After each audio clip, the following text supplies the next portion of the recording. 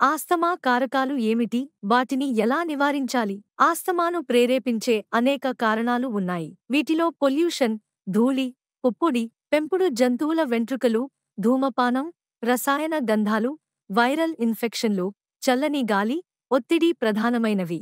అలాగే కొన్ని ఆహారాలు లేదా ఔషధాలు కూడా ఆస్తమా లక్షణాలను తీవ్రతరం చేయవచ్చు. ఆస్తమా ట్రిగ్గర్లను నివారించడం ద్వారా ఈ వ్యాధిని గణనీయంగా నియంత్రించవచ్చు. ఇంటిని శుభ్రంగా ఉంచడం, ధూళి, పురుగులను నివారించడం, ధూమపానం, రసాయన సుగంధాలకు దూరంగా ఉండటం, కాలుష్యం ఎక్కువగా ఉన్న ప్రాంతాల్లో మాస్క్ ధరించడం, రెగ్యులర్ వ్యాయామం చేయడం, అయితే అధిక శారీరక శ్రమను నివారించడం, ఇన్హేలర్ను సరైన రీతిలో ఉపయోగించడం, వైద్యుల సలహా మేరకు మందులు వాడడం, ఒత్తిడిని తగ్గించేందుకు యోగా, ధ్యానం వంటి పద్ధతులను అవలంబించడం. ఆస్తమా ఉన్నవారు తమ ట్రిగ్గర్లను గుర్తించి సరైన జాగ్రత్తలు తీసుకుంటే సాధారణ జీవనం గడపవచ్చు. రెగ్యులర్ వైద్య పరీక్షలు, సరైన మందుల వినియోగం చాలా ముఖ్యం.